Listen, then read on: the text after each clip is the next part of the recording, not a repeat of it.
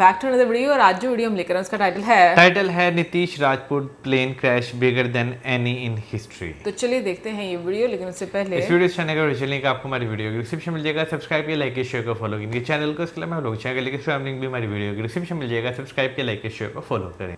देखिए, स्पेन से ये इस तरफ ये जो छोटे छोटे आइलैंड्स का ग्रुप है जिसको कैनरी आइलैंड भी कहते हैं, इन कैनरी आइलैंड में से एक है ग्रैंड कैनेरिया आइलैंड। और इस ग्रैंड कैनेरिया आइलैंड के अंदर जो लास पाल्मस एयरपोर्ट है, इस एयरपोर्ट में 27 मार्च 1977 को दो आदमी एयरपोर्ट पे घुसते हैं। और जब ये घुस रहे थे तो ये दोनों बहुत ज्यादा नर्वस थे। एक के हाथ में सूटकेस था और सूटकेस के अंदर से टिक टिक करके कंटिन्यूअसली आवाज आ रही थी। लेकिन एयरपोर्ट के अंदर भीड़ बहुत ज्यादा थी तो किसी का ध्यान इस आवाज पे नहीं गया। अब अंदर घुसने के बाद ये दोनों आदमी मेन टर्मिनल के अंदर घुसते हैं और वहां पे एक फ्लावर शॉप थी, उस पे रुकते हैं और धीरे से बिना किसी की नजर में आए अपना सूटकेस इस फ्लावर शॉप पे रख के करीब 11:30 पे एयरपोर्ट के फ्रंट गेट से बाहर निकल जाते हैं। काफी टाइम तक तो ये जो सूटकेस ये लोग रखे गए थे इसके ऊपर किसी का ध्यान नहीं जाता है। लेकिन फिर 40 मिनट बाद एयरपोर्ट के स्विच बोर्ड पे एक अननोन आदमी कॉल करता है और बोलता है कि देखो, एयरपोर्ट के अंदर बॉम्ब्स प्लांट किए गए हैं, कुछ ही देर में फटने वाले हैं, जितना जल्दी हो सकता है बिल्डिंग खाली कर दो। और ये बोल के बिना कोई बात सुने ये अननोन आदमी जो था ये फोन काट देता है। अब जो ऑपरेटर थी जिसके पास ये कॉल आया था, ये बहुत ज्यादा डर जाती है और तुरंत स्पेनिश नेशनल एयरलाइन के मैनेजर को कॉल करके बताती है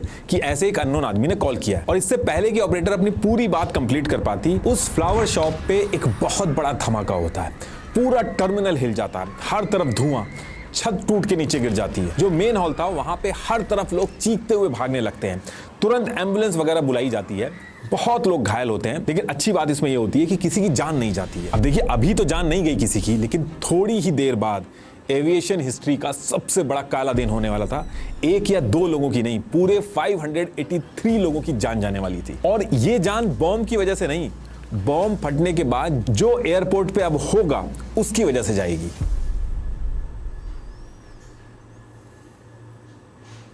अब बॉम्ब फटने के बाद बॉम्ब स्क्वाड्स हर तरफ सर्च ऑपरेशन स्टार्ट कर देता है एयरपोर्ट के अंदर। फोर्सेस पहुंच के पता लगा रही थी कि आखिर इसके पीछे है कौन। एक्चुअली कैनरी आइलैंड को स्पेन से आजाद कराने के लिए MPAIAC नाम का एक सेपरेटिस्ट ग्रुप था। ये दोनों आदमी उसके मेंबर थे। लेकिन अभी तक ये चीज फोर्सेस को पता नहीं थी। फोर्सेस कॉन्टिन्यूअसली एयरपोर्ट के अंदर ढूंढ रही थी कि ये हुआ कैसे। अब इसके बाद फोर्सेस क्या करती हैं कि ऑपरेटर के पास जो अननोन आदमी का कॉल आया था उसको दोबारा सुनती है और कॉल सुनने के बाद इनके होश उड़ जाते हैं, क्योंकि जिस अननोन आदमी ने कॉल करके वार्निंग दी थी उसने बॉम्ब नहीं बोला था, उसने बॉम्ब्स बोला था। मतलब कि एक नहीं, एक से ज्यादा बॉम्ब। और ये चीज सुनते ही पूरे एयरपोर्ट पे सिर्फ एक ही चीज ढूंढी जा रही थी कि बाकी बॉम्ब आखिर है कहां और सच में कोई दूसरा बॉम्ब यहाँ पे है भी कि नहीं। तो जब ये सर्च ऑपरेशन चल रहा था, एयरपोर्ट के अंदर जितने भी पैसेंजर थे सबको बाहर करके एयरपोर्ट बंद कर दिया गया था और search operation as it is चल रहा था। अब जब ये सारी चीजें चल रही थी तो इसमें एक दिक्कत खड़ी हो जाती है। एयरपोर्ट तो खाली कर दिया, लेकिन इस लास पाल्मस एयरपोर्ट पे 6 और फ्लाइट ऐसी थी जो अपने पैसेंजर्स के साथ आसमान में ही थी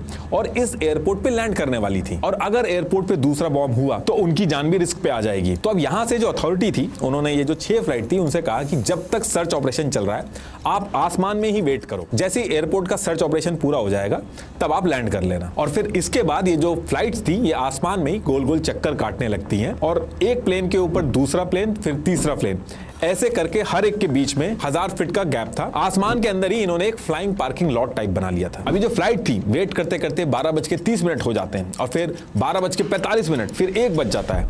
अब ये सारे जो प्लेन्स थे इनमें इतना फ्यूल नहीं था कि कॉन्टिन्यूसली आसमान में ऐसे वेट कर सके। तो फिर यहां से अथॉरिटी ने यह फैसला लिया कि यहीं से 20 मिनट की फ्लाइंग डिस्टेंस पे टेनेरिफ आइलैंड है। आसमान में वेट करने की बजाय इन 6 प्लेन्स को टेनेरिफ का जो लास रेडियोस एयरपोर्ट है उस पे लैंड करवा के वहां वेट कराने को बोल देते हैं। तो उससे फ्यूल की टेंशन खत्म हो जाएगी और जब सर्च ऑपरेशन खत्म होगा तो बस 20 मिनट की दूरी पे वापस बुला लेंगे इनको। तो एज पर प्लान सारे प्लेन्स टेनेरिफ के एयरपोर्ट की तरफ डाइवर्ट होने लगते हैं। अब जब ये 6 प्लेन्स टेनेरिफ की तरफ बढ़ रहे थे तो इनमें से एक प्लेन था पैन अमेरिका 1736। इस प्लेन में 380 पैसेंजर्स बैठे थे। उनको भी इस बॉम्ब वाली न्यूज के बारे में पता चल चुका था। तो कैप्टन विक्टर ग्रब्स इस प्लेन को चला रहे थे और इनके साथ फर्स्ट ऑफिसर रॉबर्ट और फ्लाइट इंजीनियर जॉर्ज वॉल्स बैठे हुए थे। तो जब इनको टेनेरिफ जाने के लिए बोला गया तो कैप्टन विक्टर ग्रब्स ने रिक्वेस्ट की कि हमारे पास इनफ फ्यूल है, हमें टेनेरिफ के एयरपोर्ट पे लैंड करने की जरूरत नहीं है। लेकिन इनकी रिक्वेस्ट को रिजेक्ट कर दिया जाता है। लेकिन अगर इनकी बात इस टाइम पे मान ली गई होती तो ये जितने भी पैसेंजर्स हैं ये सारे बच सकते थे, लेकिन ऐसा होता नहीं है। और इन्हीं 6 प्लेन में से दूसरा प्लेन था KLM 4805। इसका नाम याद रखिएगा, आगे जो भी होगा इसी प्लेन की वजह से सब कुछ होना है। तो तो ये जो KLM 4805 था, इसमें 234 पैसेंजर्स बैठे थे और ये 234 पैसेंजर्स बहुत एक्साइटेड थे क्योंकि इनका प्लेन खुद कैप्टन वैन जेंटन चला रहे थे। वैन जेंटन ये कोई नॉर्मल पायलट नहीं थे, ये KLM एयरलाइन के चीफ फ्लाइंग इंस्ट्रक्टर थे। KLM ने इन्हें अपनी एयरलाइन का फेस बना रखा था, मैगजीन और जो उस दिन जो सीट पॉकेट के ब्रोशर में सब जगह इनकी फोटो लगी हुई थी। पैसेंजर एक्साइटेड तो थे, लेकिन उनको एक चीज नहीं पता थी कि कैप्टन वैन जेंटन ने पिछले कई सालों से अपना जो टाइम था वो रियल टाइम प्लेन उड़ाने की बजाय सारा टाइम KLM के जो पायलट्स थे उनको ट्रेन करने में लगाया है। तो इस प्लेन में कैप्टन वैन जेंटन के बगल में को पायलट क्लास मेयर्स बैठे थे और ये जो को पायलट मेयर्स थे इनको बोइंग 747 उड़ाने का जो सर्टिफिकेट जिस एग्जामिनर ने दिया था वो खुद वैन जेंटन थे। तो कहने का मतलब है कि KLM के कॉकपिट में एक तरफ टीचर बैठा था, दूसरी तरफ उसका स्टूडेंट और तीसरे थे फ्लाइट इंजीनियर विलियम श्रूडर। तो अब यहां से 1:38 PM पे सबसे पहले KLM एयरप्लेन जो था वो एयरपोर्ट पे लैंड करता है और फिर उसके 40 मिनट बाद पैन AM भी लैंड कर जाता है। करीब 2:15 पे ये दोनों प्लेन टेनेरिफ का जो लॉस रोडियोस एयरपोर्ट था उस पे उतर चुके थे। अब देखिए इमरजेंसी में इतने सारे प्लेन इस एयरपोर्ट पे उतर तो गए थे, लेकिन टेनेरिफ का ये जो लॉस रोडियोस एयरपोर्ट था इसमें बहुत सारे इशू थे। इस एयरपोर्ट पे इतने सारे प्लेन उतर चुके थे, लेकिन कंट्रोल टावर में सिर्फ 2 कंट्रोलर थे और कोई ग्राउंड रेडार नहीं था। इसकी वजह से जो कंट्रोलर थे वो स्क्रीन पे देख ही नहीं सकते थे कि रनवे पे कौन सा प्लेन कहाँ है। तो कंट्रोलर क्या कर रहे थे कि सारे पायलट से वायरलेस रेडियो पे बात करके सारी चीजें कोऑर्डिनेट कर रहे थे। जब पायलट बोलता था हम यहाँ पे हैं तो कंट्रोलर उसी इंफॉर्मेशन के बेसिस पे बाकी प्लेन्स को गाइड करता था। तो कहने का मतलब है कि एयरपोर्ट का पूरा कम्युनिकेशन पायलट की बताई हुई पोजीशन और वायरलेस रेडियो पे डिपेंडेंट था। ऊपर से ये जो एयरपोर्ट था ये टेनेरिफ आइलैंड के नॉर्थ ईस्ट, जहां पे सी लेवल से 2000 फीट तक बड़े बड़े पहाड़ थे, वहां पे था। तो ओरोग्राफिक इफेक्ट की वजह से इस एयरपोर्ट पे फॉग और क्लाउड बहुत ज्यादा रहता था, जिससे विजिबिलिटी का इशू होता था। लोकल लोगों का तो ये भी कहना था कि जब ये एयरपोर्ट बना था तो प्लानर्स ने मैप पे इस जगह पे X मार्क कर दिया था, मतलब कि इस जगह पे एयरपोर्ट जैसी चीज कभी बननी ही नहीं चाहिए थी, बहुत डेंजरस होगी। लेकिन बाद में जो दूसरी टीम आई उसने इस X का मतलब गलत समझ लिया। उनको लगा कि जो मैप पे ये X है यहीं पे एयरपोर्ट बनाना है, तो वहीं पे उन्होंने बना दिया। तो कहने का मतलब ये है कि टेनेरिफ का ये जो एयरपोर्ट है ये कोई इंटरनेशनल हब नहीं था, एक नॉर्मल सा एयरपोर्ट था, बस एक रनवे और उसके पैरेलल में एक टैक्सी वे। ये उसकी ओरिजिनल इमेज है और ये उसका लेआउट है। तो एक तरफ तो इस एयरपोर्ट में बहुत सारे इशू थे, दूसरी तरफ ये जितने प्लेन थे इनमें से जो KLM प्लेन था इसका जो पायलट था वैन जेंटन और इनका क्रू ये बहुत ज्यादा जल्दी में थे। ये चाह रहे थे जल्दी से जल्दी लास पाल्मस एयरपोर्ट पे सर्च ऑपरेशन पूरा हो और फिर ये पहले वहां जाएं और फिर वहां से जाके जल्दी से जल्दी एम्स्टर्डम निकल लें। और जल्दी में ये इसलिए थे क्योंकि नीदरलैंड्स में पायलट और पैसेंजर की सेफ्टी के लिए एक स्ट्रिक्ट लॉ था कि पायलट एक फिक्स टाइम से ज्यादा ड्यूटी नहीं कर सकता। अगर कोई पायलट ड्यूटी लिमिट क्रॉस करे, चाहे कोई भी रीजन हो, तो उसका लाइसेंस जा सकता है, जेल भी हो सकती है। तो लैंड होते ही KLM के पायलट वैन जेंटन बार बार टाइम देख रहे थे। इनफैक्ट करीब 3 बजे इन्होंने एम्स्टर्डम हेडक्वार्टर में फोन करके पता भी किया कि ड्यूटी लिमिट क्रॉस ना हो, और उन्होंने पूछा इनसे कि कितना टाइम बचा है। तो उधर से उन्होंने जवाब दिया कि अगर अगले 1 घंटे में तुमने टेक ऑफ कर लिया तो सारी चीजें ठीक रहेंगी, लेकिन अगर उससे ज्यादा लगा तो यह भी हो सकता है कि टेनेरिफ में तुम लोगों को रोक के पूरे नए क्रू को बुलाना पड़ सकता है। अब ये चीज सुनते ही वैन जेंटन और ज्यादा जल्दी करने लगते हैं। वैन जेंटन को इस KLM प्लेन को पहले लास पाल्मस एयरपोर्ट ले जाना था जहां पे का सर्च ऑपरेशन चल रहा था, वहां पे रिफ्यूलिंग करानी थी और फिर वहां पे पैसेंजर्स को ड्रॉप करके एम्स्टर्डम वापस जाना था। अब वैन जेंटन टाइम बचाने के लिए वो सोचते हैं कि लास पाल्मस पहुंच के पहले वहां रिफ्यूल कराओ, फिर यहां वेट करो। उससे बढ़िया ये रहेगी कि टेनेरिफ का ये जो एयरपोर्ट है जहां पे ये अभी वेट कर रहे हैं, यहीं पे अगर फ्यूल भरा लेंगे तो टाइम बच जाएगा इससे। तो इसकी वजह से कैप्टन वैन जेंटन पैसेंजर्स को उतार के ये जो पॉइंट आप देख रहे हैं इस पॉइंट पे रिफ्यूलिंग कराने के लिए KLM प्लेन को ले आते हैं और इसके जस्ट पीछे पैन AM जो प्लेन था वो भी आके खड़ा हो जाता है। अब जैसे 2 से 3 मिनट होते हैं और KLM रिफ्यूलिंग स्टार्ट ही करा रहा होता है, उसके तुरंत बाद कंट्रोल रूम से मैसेज आता है कि लास पाल्मस एयरपोर्ट जहां पे का सर्च ऑपरेशन चल रहा था वो सर्च ऑपरेशन पूरा हो गया है और कोई भी दूसरा बॉम्ब नहीं मिला, वापस आया जा सकता है। अगर 5 मिनट पहले ये मैसेज आया होता तो वैन जेंटन रिफ्यूलिंग नहीं करवाते, लेकिन क्योंकि अब रिफ्यूलिंग स्टार्ट हो चुकी थी और इसमें 30 मिनट लगने थे तो वैन जेंटन रुक के रिफ्यूलिंग करवाने लगते हैं। लेकिन इसके पीछे जो पैन AM प्लेन खड़ा था उसको तो रिफ्यूलिंग करानी नहीं थी, वो तो KLM के पीछे आके फंस गया। तो पैन AM प्लेन के पायलट विक्टर ग्रब्स ने सोचा कि KLM जब रिफ्यूलिंग करा रहा है उसके बगल से हम अपना प्लेन निकाल के आगे निकल जाते हैं, लेकिन उनको लगा कि शायद उतनी जगह है नहीं। तो उन्होंने अपने क्रू को प्लेन से उतर के नीचे जाके देखने को कहा कि KLM के बगल से हमारा प्लेन निकल भी सकता है कि नहीं। तो क्रू जब नीचे गया तो बगल से निकलने के लिए 140 फीट की जगह चाहिए होती है, लेकिन गैप जरूरत से 12 फीट के करीब कम रह गया। तो इसकी वजह से अब अगले 30 मिनट पैन AM जो था वो भी KLM के पीछे वेट करने लगा। KLM जो प्लेन था, इसकी जब रिफ्यूलिंग चल रही थी तो KLM के पैसेंजर जो थे वो टर्मिनल पे वेट कर रहे थे। उनमें से एक पैसेंजर रुबीना जो थी वो वेट कर करके परेशान हो गई थी। तो उसके बॉयफ्रेंड का जो घर था वो यहीं एयरपोर्ट के पास था, तो वो अपने बॉयफ्रेंड को बुला के एयरपोर्ट से निकलने लगी। लेकिन रूल के हिसाब से ऐसे नहीं कर सकते, लेकिन वो लड़ झगड़ के बोलती है कि आगे चल के मुझे भले जेल भी हो जाए, लेकिन वो रुकती नहीं है, वो निकल जाती है। KLM फ्लाइट 4805 के 235 पैसेंजर्स में से ये इकलौती जिंदा बचती है। इसके इंटरव्यू भी अगर आप पढ़ोगे तो उसमें कहती है कि हर रोज मैं यही सोचती हूँ कि मैं जिंदा कैसे बच गई। सेम टाइम पे कपल के 2 बच्चे भी खो गए थे, तो रनवे कोऑर्डिनेटर रोबर्टो ने उन्हें जैसे तैसे करके ढूंढा और वापस KLM प्लेन में बैठा दिया। और आगे चल के खुद बोलते हैं कि मेरे को आज भी लगता है कि अगर शायद मैंने उनको नहीं ढूंढा होता तो शायद वो बच्चे जिंदा होते। तो एक तरफ ये सारी चीजें चल रही थी, वहीं दूसरी तरफ KLM की रिफ्यूलिंग पूरी हो चुकी थी। KLM 55,000 लीटर तेल की वजह से 50 टन और ज्यादा हैवी हो गया था। अब ये होने से हुआ ये कि हैवियर KLM जो था उसको उड़ाने के लिए ज्यादा रनवे और ज्यादा स्पीड चाहिए थी, तो ये एक डिसएडवांटेज था। और सबसे हैरानी की बात यहाँ पे ये हुई कि 4:54 PM पे रिफ्यूलिंग पूरी हुई और रिफ्यूलिंग पूरी होते ही आसमान में बादल आना चालू हो गए। तो 4:50 पर जो विजिबिलिटी 2000 मीटर की थी वो 5:02 पे सिर्फ 300 मीटर की रह गई। ऐसा लग रहा था कि जैसे ये हादसा होना पहले से ही तय था। अब देखिए, ये रनवे है, इधर ये टैक्सी वे है। जैसे हाईवे के बगल में सर्विस लेन होती है, वैसे ही रनवे के बगल में टैक्सी वे होते हैं। प्लेन टेक ऑफ और लैंड रनवे से करता है और बाकी टर्मिनल तक जाना, लाइन में लगना, अपनी जगह लेना, ये सब टैक्सी वे से होता है। अब देखिए, यहाँ से प्लान ये था कि पहले KLM रनवे पे चलते हुए, ये जो आप ये देख रहे हैं, यहाँ से ये एंड तक पहुंचेगा और फिर 180 डिग्री टर्न लेके टेक ऑफ पोजीशन में आ जाएगा। और फिर उसके पीछे पीछे पैन एम प्लेन जो है वो उसी सेम रनवे पे चलेगा, लेकिन वो बीच में ही जो थर्ड एग्जिट है C3, इससे निकलकर टैक्सी वे पे चला जाएगा और KLM के पीछे जाके उसके टेक ऑफ करने का वेट करेगा। तो अब यहाँ पे आप सिचुएशन समझिए, घना फॉग है चारों तरफ। फॉग की वजह से कंट्रोल टावर किसी को नहीं देख सकता, ना ही प्लेन एक दूसरे को देख सकते हैं। रेडार जो था वो एयरपोर्ट पे था नहीं और विजिबिलिटी इतनी कम कि सिर्फ रेडियो के बेसिस पे सारी कोऑर्डिनेशन हो रही है। दोनों प्लेन एक ही एक्टिव रनवे पे एक ही डायरेक्शन में जाएंगे और वायरलेस रेडियो का यूज करके कंट्रोल टावर को पहले KLM को टेक ऑफ करवाना था और फिर पैन एम जो प्लेन था फिर उसको टेक ऑफ कराना था। तो इस तरीके से इन लोगों ने ये चीज डिसाइड की थी और फिर as per plan Van Zanten KLM plane को रनवे पे लेके निकलना स्टार्ट करते हैं।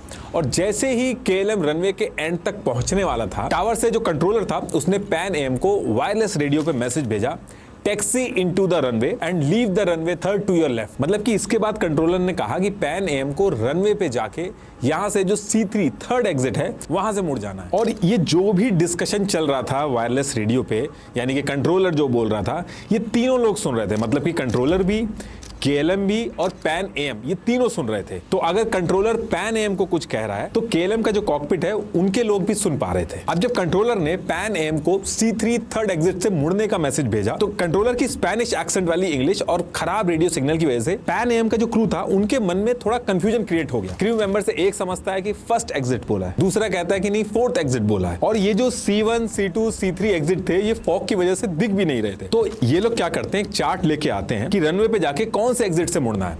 अगर आप लेआउट देखोगे तो C3 यानी कि थर्ड एग्जिट जो है उसमें से 230 फीट का लंबा 340 टन का पैन एम प्लेन, इसके लिए 135 डिग्री का एकदम शार्प टर्न लेना बहुत ज्यादा मुश्किल लग रहा है। जबकि अगर आप चौथा एग्जिट देखोगे C4 एग्जिट, तो यहां से एक आसान 45 डिग्री का टर्न लिया जा सकता है। तो क्रू जो है वो कहता है कि शायद C4 एग्जिट ही बोला होगा, तो C4 एग्जिट से ही चलते हैं। तो ये डिसाइड करते ही जो पैन एम था ये मेन रनवे पे चलना स्टार्ट करता है और लेफ्ट साइड से C4 एग्जिट जो है उसको ढूंढना स्टार्ट करता है। अब इसी टाइम पे यानी कि 5:05 पे दो चीजें हुई। एक तो अनाउंसमेंट हुआ कि रनवे की जो सेंटर लाइट है वो भी आउट ऑफ सर्विस हो गई है, तो गाइडेंस के लिए जो थोड़ी थोड़ी हेल्प मिल रही थी वो भी चली गई। दूसरा, KLM as per plan runway के एंड पर पहुंच के 180 डिग्री का टर्न लेके टेक ऑफ पोजीशन में वेट करने लगा था और सेम रनवे पे अपोजिट साइड से करीब 2000 मीटर की दूर पे पैन एम अपने C4 फोर्थ एग्जिट को ढूंढता हुआ उसी रनवे पे आगे बढ़ रहा था। अब इसके बाद जो अगला 1 मिनट होगा वो एविएशन की हिस्ट्री का सबसे ज्यादा एनालाइज किया गया 1 मिनट है, जिसके बारे में प्रोफेशनल आज की डेट तक डिस्कशन करते हैं। अब देखिए, KLM प्लेन जो था उसको टेक ऑफ करना था और एक प्लेन को टेक ऑफ करने से पहले टावर से 2 अलग अलग परमिशन लेनी होती है, उसके बाद ही वो टेक ऑफ कर सकता है। पहली ATC परमिशन, जिसमें एयरक्राफ्ट को बताया जाता है किस रूट, एल्टीट्यूड, डायरेक्शन या कंडीशन के साथ आगे बढ़ेगा। जब ये परमिशन मिल जाती है उसके बाद टेक ऑफ परमिशन मिलती है।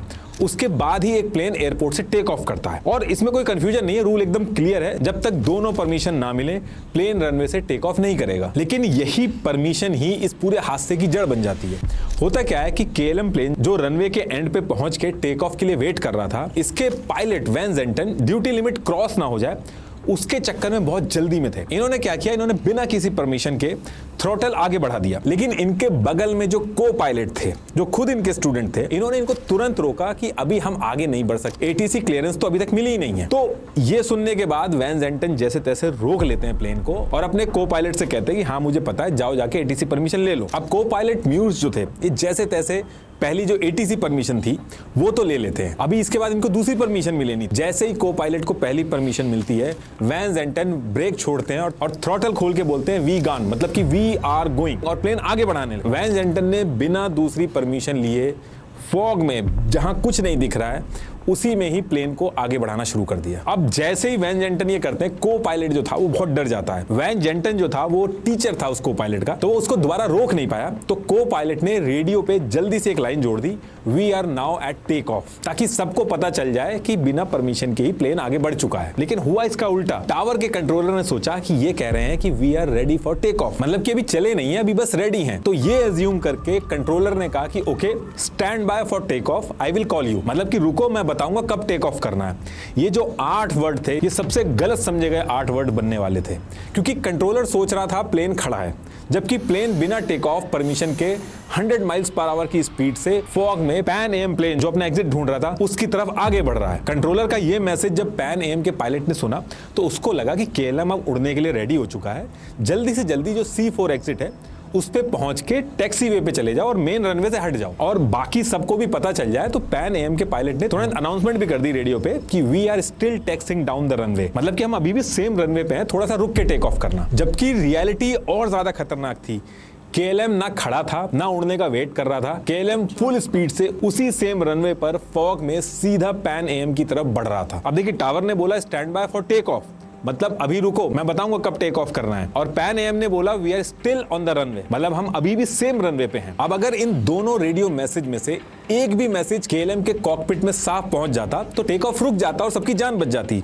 लेकिन किस्मत देखिए, दोनों मैसेज एक ही सेकंड में सेम टाइम पे ट्रांसमिट हुए और इसकी वजह से दिक्कत हो गई। प्लेन का जो रेडियो होता है वो काफी हद तक वॉकी टॉकी जैसा होता है, एक टाइम पे एक ही बोल सकता है। सेम टाइम पे दो लोग एक साथ बटन दबा के बोलेंगे तो दो सिग्नल्स आपस में ओवरलैप हो जाते हैं और कुछ सुनाई नहीं देता, बस नॉइस आती है। और यहां भी यही हुआ, एक ही सेकंड में टावर कंट्रोलर और पैन AM दोनों ने अपना मैसेज ट्रांसमिट कर दिया। तो मैसेज कन्वे होने की बजाय 3.75 सेकंड की एक सीटी जैसी आवाज आई और मैसेज नहीं पहुंच पाया। तो जो लाइफ सेविंग मैसेज था जो KLM तक पहुंच सकता था वो भी नहीं पहुंच पाया। आप सोच के देखिए, पैन AM प्लेन के क्रू ने अपनी जान बचाने के लिए जो वार्निंग भेजी, उसी वार्निंग ने टावर की स्टैंड बाय इंस्ट्रक्शन को एग्जैक्ट सेम टाइम पे ब्लॉक कर दिया। अगर कोई फिल्म भी ऐसा प्लॉट बनाए तो भी कोई बिलीव नहीं करेगा, लेकिन यहां एग्जैक्टली ऐसा ही हुआ। अब ये मैसेज ब्लॉक होने के बाद जब CTC बजी कॉकपिट में तो टावर के कंट्रोलर ने दोबारा से एक मैसेज भेजा, रॉजर पापा alpha 1736 report the runway clear. मतलब ये था कि जब पैन AM रनवे से हट जाए तो तुरंत बताए। अब KLM प्लेन जो था उसके कॉकपिट में भी ये मैसेज बचा और KLM के फ्लाइट इंजीनियर विलियम ने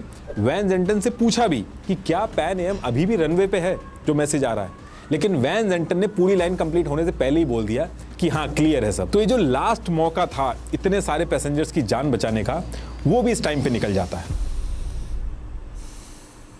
अब इसके बाद 5:06 पे KLM के को पायलट ने अनाउंस किया V1, मतलब प्लेन अब डिसीजन स्पीड पे आ गया था। इसके बाद अब टेक ऑफ को रोकना पॉसिबल नहीं था। दूसरी तरफ से Pan AM plane same runway पे फॉग में अपने एग्जिट को ढूंढते हुए C3 और C4 के बीच तक पहुंच चुका था। और जैसे ही वो C3 और C4 एग्जिट के बीच में पहुंचा तो पैन AM के पायलट को सामने से दो लाइट दिखना शुरू होती हैं। शुरू में तो उसने सोचा कि कोई प्लेन खड़ा होगा, शायद KLM ही खड़ा होगा, लेकिन धीरे धीरे अब वो लाइटें जो थी वो बड़ी होने लगी। और जैसे ही वो लाइट बड़ी होने लगी, जो क्रू मेंबर थे वो तुरंत समझ गए कि सामने से प्लेन आ रहा है। पैन AM का पूरा जो क्रू था वो घबरा गया, बैक टू बैक रेडियो पे मैसेज भेजने लगा, लेकिन तब तक बहुत देर हो चुकी थी। फिर पैन AM के पायलट ने पूरी जान लगा के फुल थ्रॉटल रिलीज करके प्लेन को लेफ्ट साइड में मोड़ना चालू किया। लेकिन बात यह थी कि 340 टन का जंबो जेट, ये कोई स्पोर्ट्स कार की तरह एकदम से स्पीड नहीं पकड़ सकता। वो पूरी मेहनत के बाद भी 19 माइल्स पर आवर की स्पीड तक पहुंच पाया और हॉरिजॉन्टल हो गया। और दूसरी तरफ KLM के क्रू को भी पैन एम प्लेन जो था वो मुड़ता हुआ दिखाई दे गया। वैन जेंटन भी बहुत ज्यादा डर गया। वैन जेंटन ने तुरंत स्टीयरिंग कॉलम पूरी जोर से खींच के KLM प्लेन की नोज को ऊपर उठाना स्टार्ट किया। लेकिन दिक्कत ये थी कि ज्यादा फ्यूल की वजह से ये जो एक्स्ट्रा 50 टन वेट बढ़ गया था, अगर इतना नहीं होता तो शायद पूरा उड़ जाता। लेकिन उठने की बजाय प्लेन का जो टेल था वो रनवे पे घसीटने लगा। वैन जेंटन का आखिरी रिकॉर्डेड वर्ड था ओ गॉड डैम। और फिर 5:06:49 पर KLM 4805 और पैन AM 1736 सारे पैसेंजर्स के साथ टकरा जाते हैं।